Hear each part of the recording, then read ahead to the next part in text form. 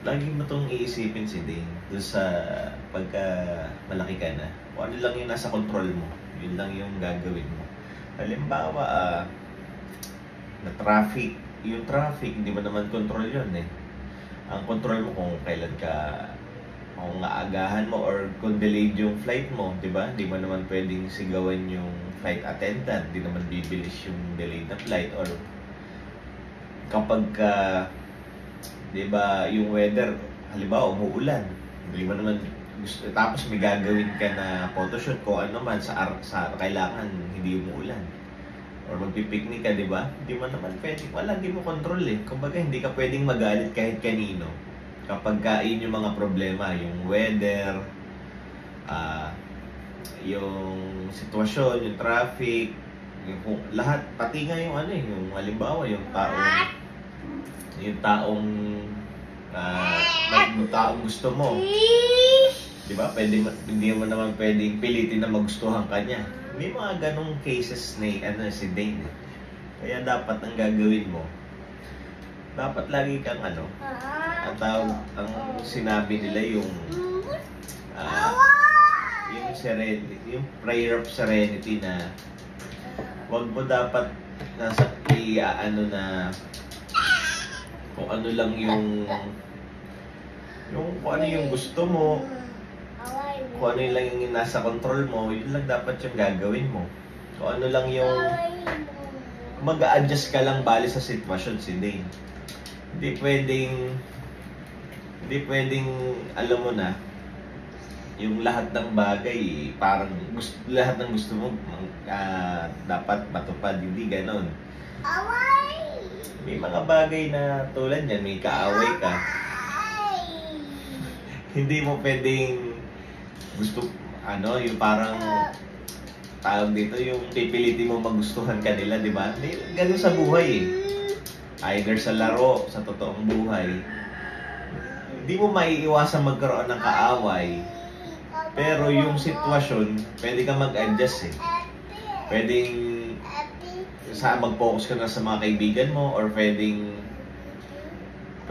mas may gawin ka para maging, kahit hindi man kayo maging close friend, maging peaceful guys isa't isa. May mga kaaway naman na kailangan, di ba?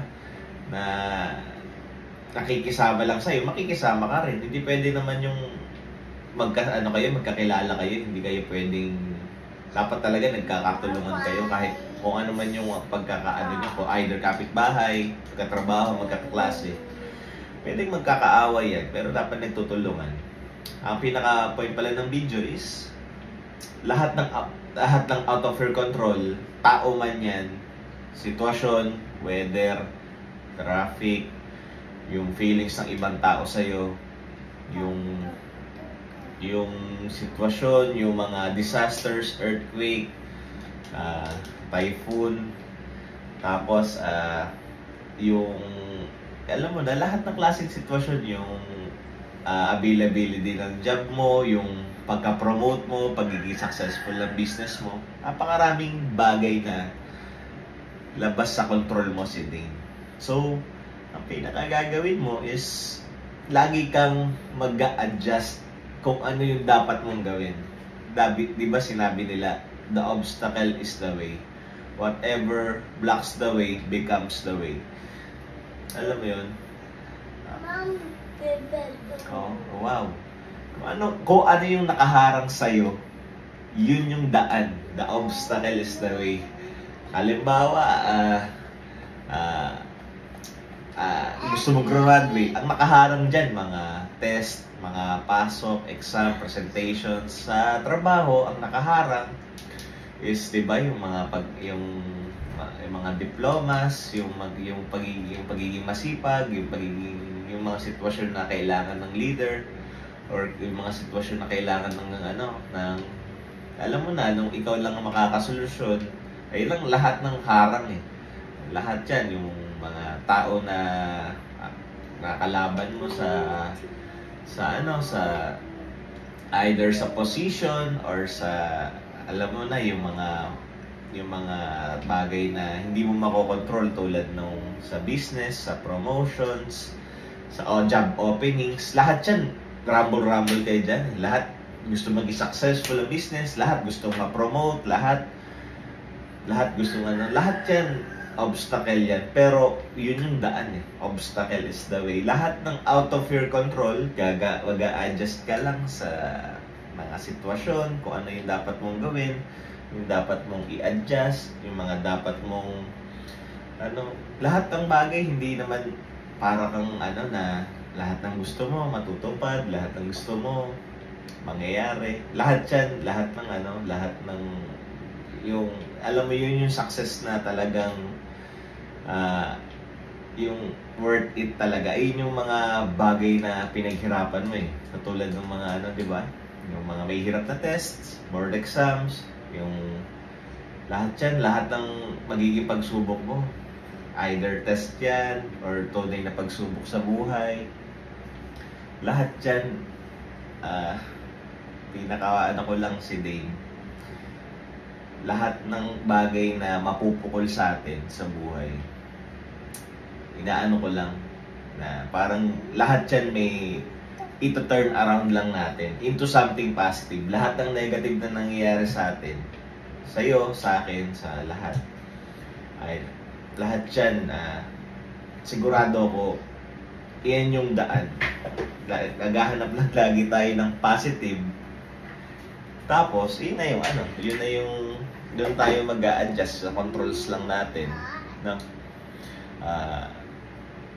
Medyo pahabain lang natin.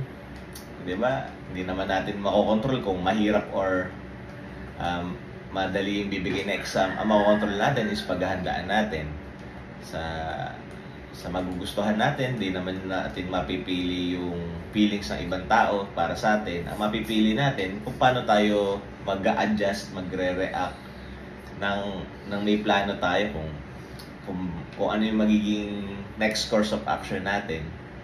Ganon din sa trabaho, sa business. Ma-promote or hindi natin control yon. Ang control natin yung gano'n tayong kasipag. Kahit hindi tayo ma-promote, kahit ma-promote tayo, hindi natin hawak yan. Ganon din sa business, kahit gano'n kang kasipag sa business, kahit sobrang pangarap mo yun, out of your control yung magiging resulta nun.